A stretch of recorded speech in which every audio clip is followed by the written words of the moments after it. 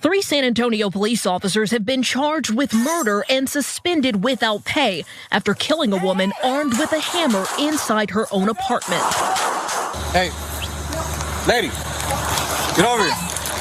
Just after midnight Friday, officers were responding to a vandalism call. Get over here.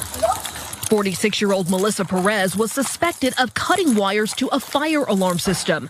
Police followed Perez to her first-floor apartment, where they say she locked herself inside. An officer removes the screen to her open window. Perez hits the officer with what appears to be a glass candle. You're gonna get shot! Shoot me!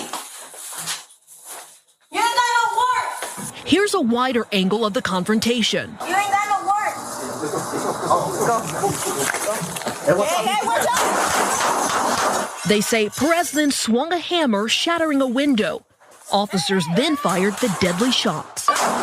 According to police, Perez was hit at least twice. Paramedics pronounced her dead at the scene. 3 San Antonio police face murder charges after shooting a woman in her own home who appeared to be having a mental health crisis. She was supposedly armed with only a candle and a hammer. USA Today reported that Chief William McManus and Melissa Perez said Marissa Perez was talking to fire officials outside the apartment complex at about 12:30 a.m. Friday after she was suspected of cutting the wires to a fire alarm at the apartment when an officer approached her.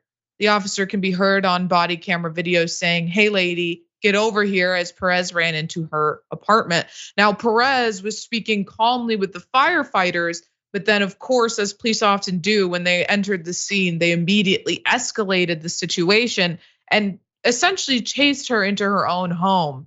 According to New York Times, after climbing over her porch railing, an officer opened her window screen and said, "You're going to get shot," according to body camera footage released by the department. It appeared that Ms. Perez was having a mental health crisis, McManus says. After Perez threw a glass candlestick at the officers and swung a hammer at them, one officer opened fire, and then all 3 officers started shooting, Chief William McManus said. All 3 of the officers shot at this woman who was having a mental health crisis. But surprisingly, they were all arrested and they are all facing murder charges. It appeared that Ms. Perez was having a mental health crisis. The police chief adding the officers' actions were not consistent with policy and training. Sergeant Alfred Flores and officers Eleazar, Alejandro, and Nathaniel Villalobos were suspended without pay and later arrested on murder charges. According to court documents, they have since been released on bond.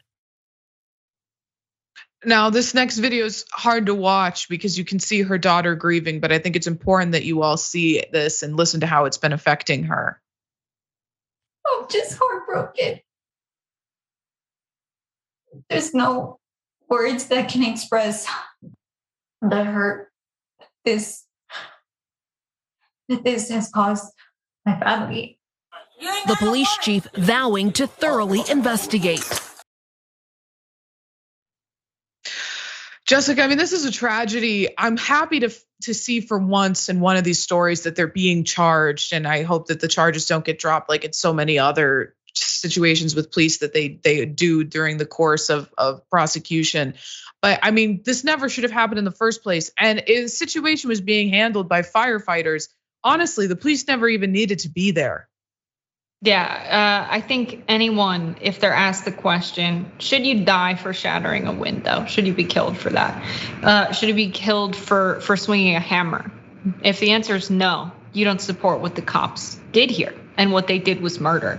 This idea that so many people still have in their heads that police are shooting citizens to protect themselves because their job is very dangerous, that narrative doesn't hold up anymore. When you look at this body-worn camera footage, and it's good that we have body-worn camera footage, because you hear them say, "Hey lady, get over here," which is not, "I'm a police officer, we got a call to your residence, we're concerned about your health," nothing like that. And you see them tear down the screen and start breaking into her home. And then they, moreover, say you're going to get shot. Not even why, not even you're not complying, not even can you please come outside and talk to us, just you're going to get shot. Would you go towards them in a friendly manner if someone's trying to break into your house and they say that to you? They did so many things wrong, one after the next. And if this is another case that gets dropped and the police don't get charged or tried for murder, it would be insane, absolutely insane. And how many times do we have to hear, well, this isn't consistent with training? It's clearly a culture problem, not one that can be fixed with more training. Exactly. And I mean, it really sort of upends the idea that they're fearful of their lives when this is a woman with a candle and a hammer. They knew that this wasn't a threat to their lives. They knew she didn't have a gun. They could clearly see her through the window where they just pushed the screen out.